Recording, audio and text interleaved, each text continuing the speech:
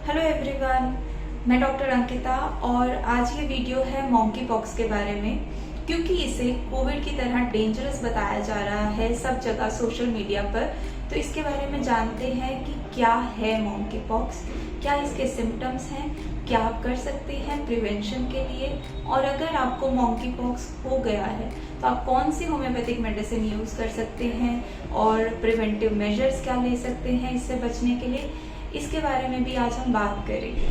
सो monkey pox से बचने के लिए क्या क्या कर सकते हैं, चलिए स्टार्ट करते हैं।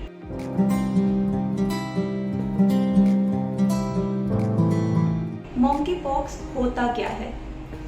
आप सब स्मॉल पॉक्स के बारे में जानते हैं, जिसे चेचक या छोटी माता या फिर मीजल्स भी कहते हैं। तो मॉन्की पॉक्स जो है वो स्मॉल पॉक्स के वायरस जैसा ही है, बस उससे भी थोड़े हल्के इसके लक्षण होते हैं। ये चिकन पॉक्स जैसा बिल्कुल नहीं है, इसके सिम्टम चिकन पॉक्स जैसे सिवियर बिल्कुल भी नहीं है, बहुत ही माइल्ड सिम्टम है। अब जब बात कर रहे हैं कि इसके सिम्टम्स माइल्ड हैं, तो कौन कौन से सिम्टम्स इसमें दिखने को मिलते हैं?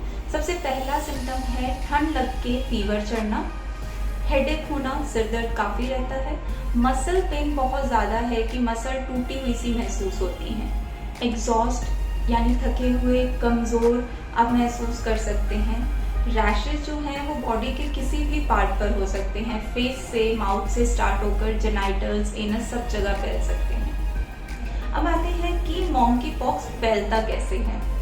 ये बेसिकली क्लोज कांटेक्ट से फैलता है, जैसे आप किसी के बहुत करीब खड़े हैं या बहुत करीब बैठे हैं और रेस्पिरेटरी सिक्रीशन से ये फैलता है, जैसे आपके बिल्कुल पास अगर कोई इन्फेक्टेड पर्सन ने छींका है या फिर खांसा है तो उससे आपको ये वायरस हो सकता है। और अगर आप किसी के रैश को टच कर लेते हैं और उसके बाद अपने आईज, नोज या माउथ को अगर आप टच कर रहे हैं तो भी ये फैल सकता है। उसके साथ साथ अगर किसी सरफेस पर लाइक चेयर है या कोई भी सरफेस है उस पर मॉन्की वायरस है तो आप अगर उसे टच कर रहे हैं तो उससे भी ये वायरस फैलता है। मोस्ट इम्पॉर्टेंट बात क्या है कि मॉन्की पॉक्स बहुत मुश्किल से फैलता है। अगर आप किसी के बहुत ही क्लोज कांटेक्ट में हैं तो ही ये फैलेगा। ऐसे ही अगर आप जैसे कोविड की तरह जो ग्रोसरी स्टोर्स या फिर अगर आप पब्लिक प्लेसेस में जा रहे हैं तो उससे आपको मॉन्की पॉक्स होने के चांसेस बहुत ही रेयर हैं, बहुत ही कम हैं।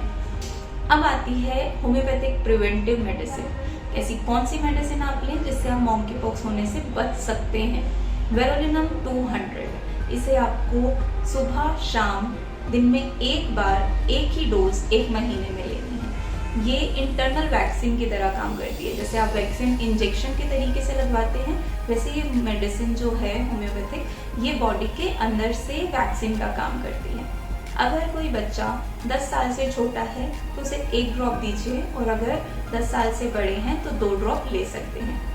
प्लस इसके साथ साथ आपको पानी बहुत ज़्यादा पीना है ताकि डिहाइड्रेशन नहीं हो, बाहर का मसाला वगैरह नहीं खाना है ताकि बॉडी को बहुत मेहनत नहीं करनी पड़े डाइजेशन में और आप ज़्यादा वीक फील ना करें, तो हल्का खाना दीजिए।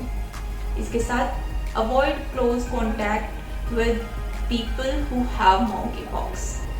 अब बात करते हैं होम्योपैथिक मेडिसिन के बारे में। वायरल इन्फेक्शन है ये, तो जो आइसोलेशन है वो बहुत इम्पॉर्टेंट है कि वायरल इन्फेक्शन बहुत जल्दी फैलता है। तो अगर किसी को आपके घर में अगर मॉन्की पॉक्स हुआ है तो आप प्लीज़ उन्हें आइसोलेट करिए अलग रूम में। अब जो मेडिसिन है वो आती है पहली एकोनाइट 200। अगर आपको रेड कलर के रैशेज हैं, बॉडी पर लाल रंग के निशान हैं, बुखार है चिल्स के साथ, एग्जॉशन है यानी थकान है, फीवर बहुत ज़्यादा है, तो आप एकोनाइट जो है वो 2-2 बूंद दिन में 3 से 4 बार ले सकते हैं और अगर बुखार कम है तो 2 बार लेना काफ़ी रहेगा।